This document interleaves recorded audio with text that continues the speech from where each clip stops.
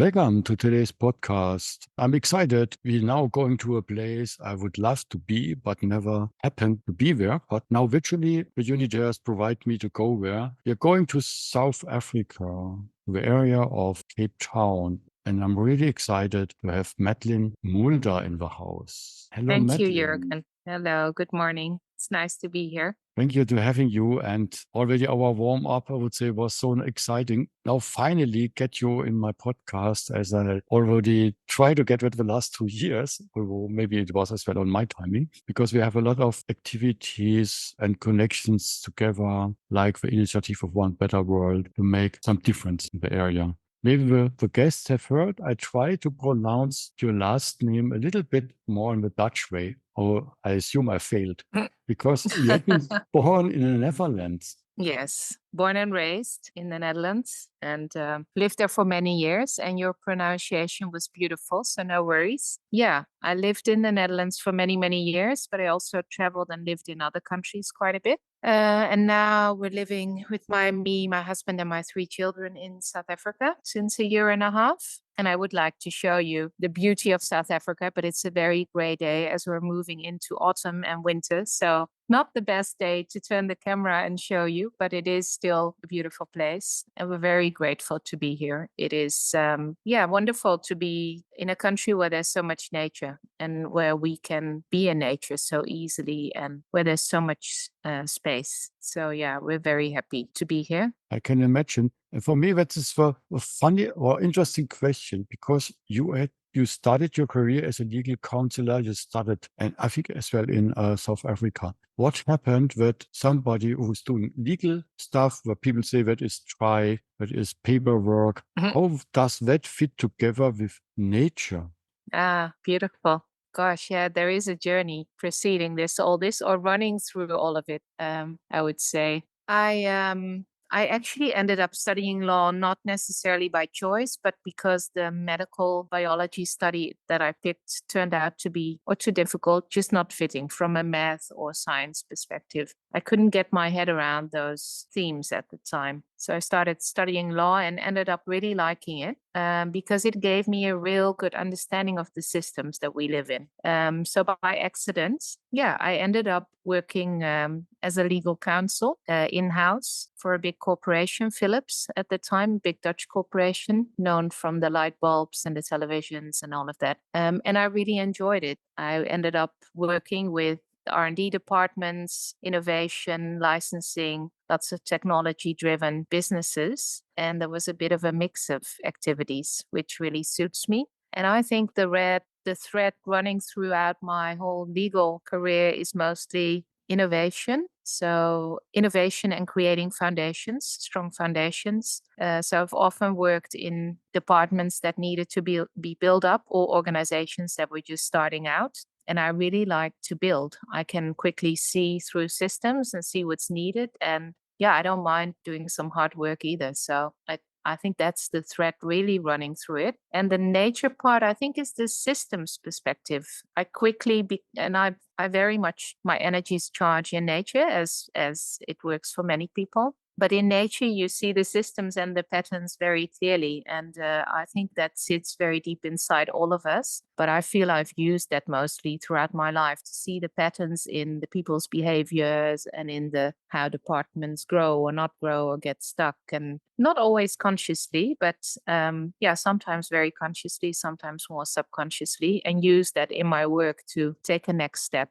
So as a lawyer, I've often been in positions where I've had to follow certain methods or certain approaches, and I could never quite get my head around most of them because to me they felt really boring and really all the same. And I always ended up doing it in more innovative ways and going with the flow. And the end result always worked because the quality of my work was good, but I never took the conventional approach pretty much. And I think typically because it was boring and it didn't suit me. So I like to find new ways to solving problems or addressing problems or discovering new ways. I don't know what to call it. Well, it's interesting, but a lot of people like their comfort zone and their standards and their rhythm and don't like to get out. And it looks like you always leave your comfort zone with innovations, which needs to be done. Yeah. Otherwise, you don't can go out to learn new things. Yes. Yes. And I've only become very conscious of that in the last few years, since the pandemic, actually, or just before that. Yeah, that I do stretch myself always.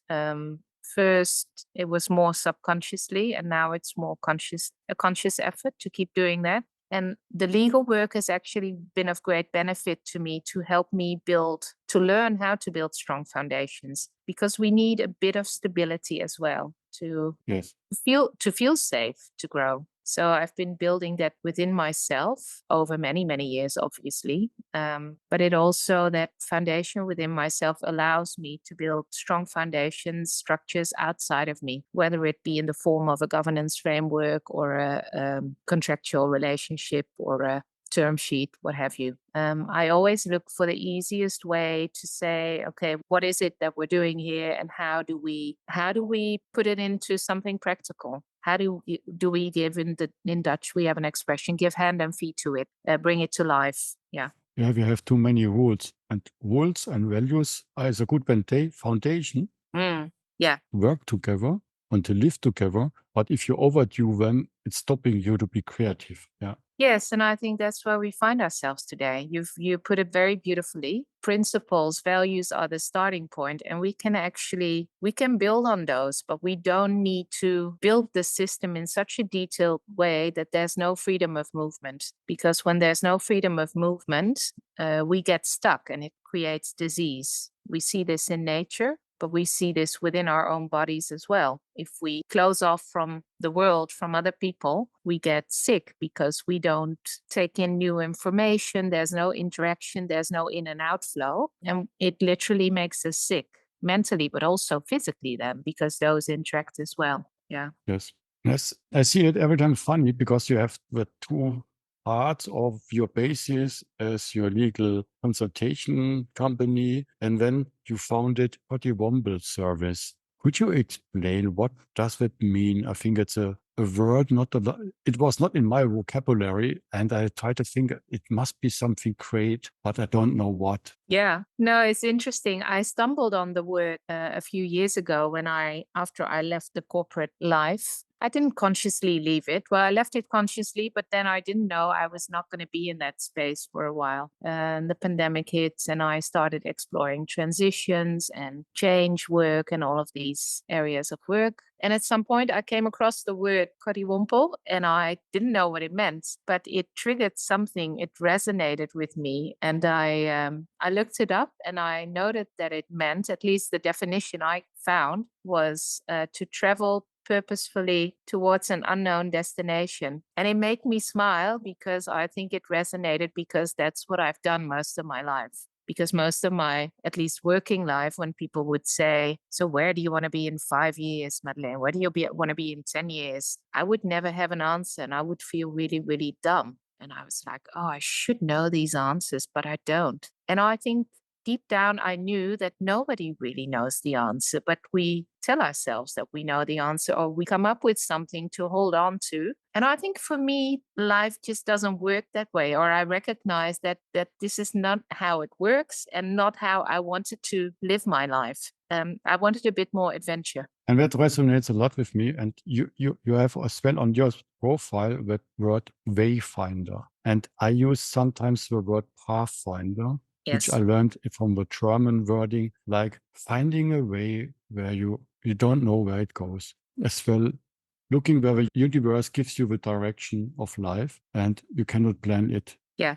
It's following the path, following your intuition, your guidance. I think in my corporate career over 20 years and many different organizations and both permanent roles and flexible roles, consulting, I think I tried to fit into that control framework very much, but it never really worked for me. It felt too stuck. It felt too boring, too tight. And I realized that actually freedom and freedom of movement is one of my values. Yeah, so I've now in recent years leaned into that more and more, and it's an interesting journey. Life takes us where we need to be, and sometimes we only see, looking back, why we ended up in a certain place, or why we needed to be somewhere, or meet a certain person, or take a diversion or what have you. Yeah, and where we can learn from nature because everything has a purpose and we never waste something. Absolutely. Yeah. And as uncomfortable as it feels to me sometimes still, because I've most of my life tried to live on my cognitive function and control things as well. Yeah, it becomes a lot more interesting when you do let go and when you open up to life.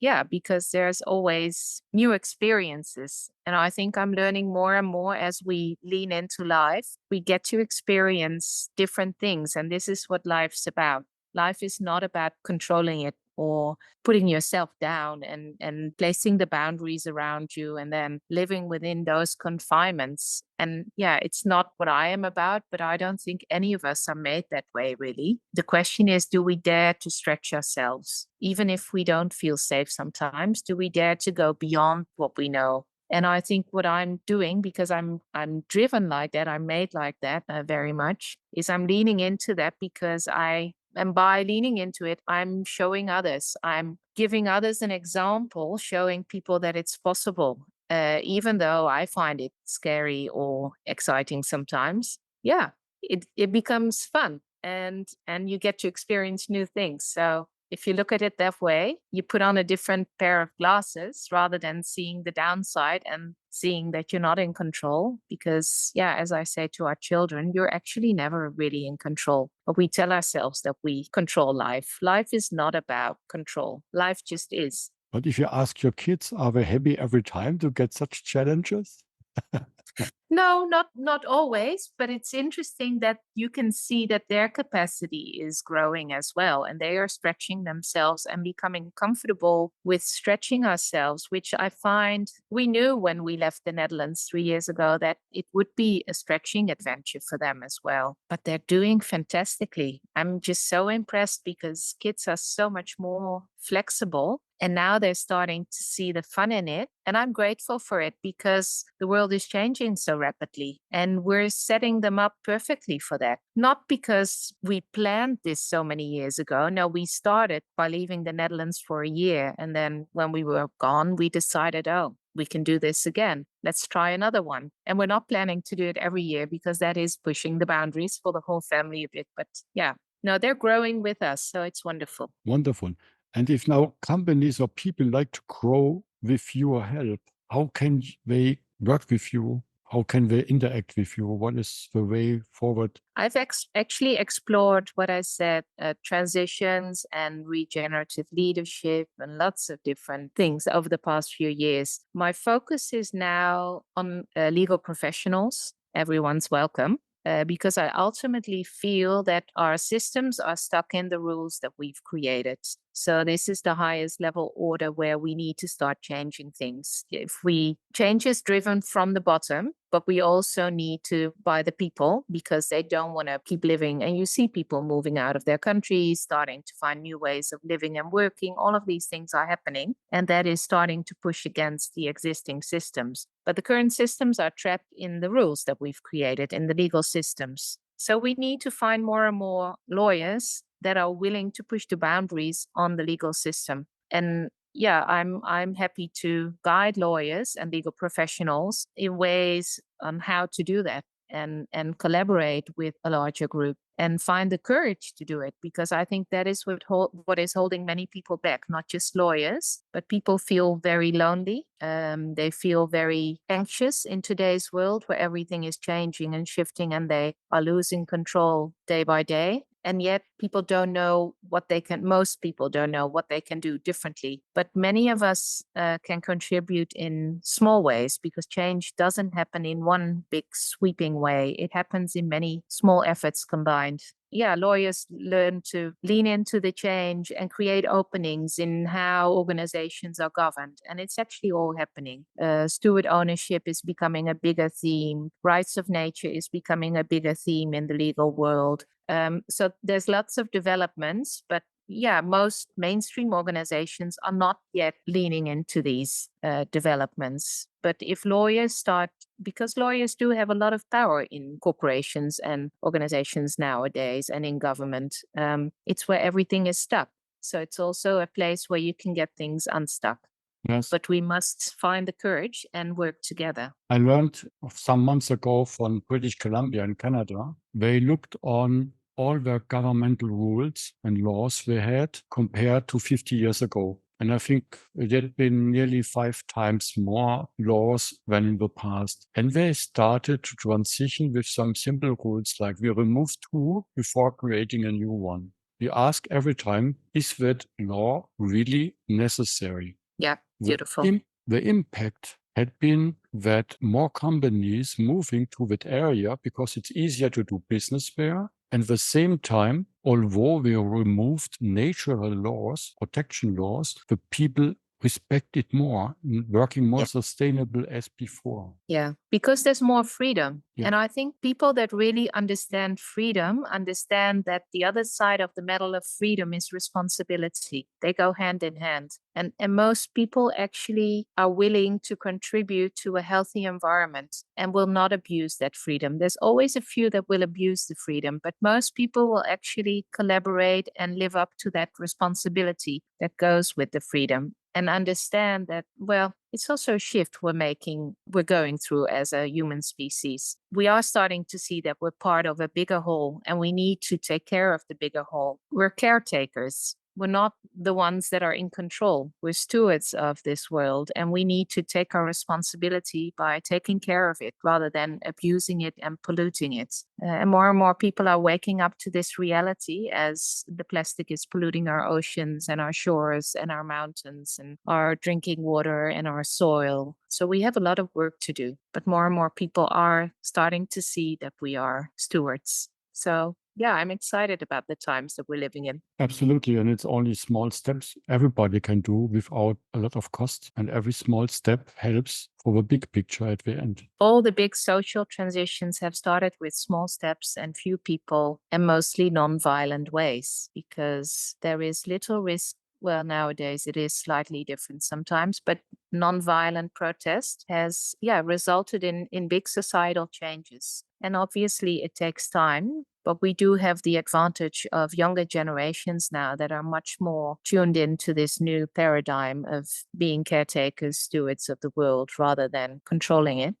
So we can be hopeful. We just need to give them space and support them. Yeah, which I believe that my generation, I'm in my 40s, you're in your 50s, that our generations are so important, because we can make space for the younger. We can pave the way for them to really implement the major changes. But we must start. We must find the courage to leave our comfort zones. Yeah, we could be leading examples already with our behavior. And absolutely. I think that's wonderful closing words, Madeleen. I would say thank you so much for your insights and your stories, what you're doing. It's so wonderful. I hope you continue that work as well with your kids. Yeah, never know if a universe allows me to visit that wonderful area you are. I have seen so many impressive pictures and stories around that area. But also knowing the long distance, you never know what happens. We never know. Throw it in the air, I would say. Thank you, Juergen. It was wonderful to be here, and you would be most welcome. I can highly recommend the country and its people. Thank you so much.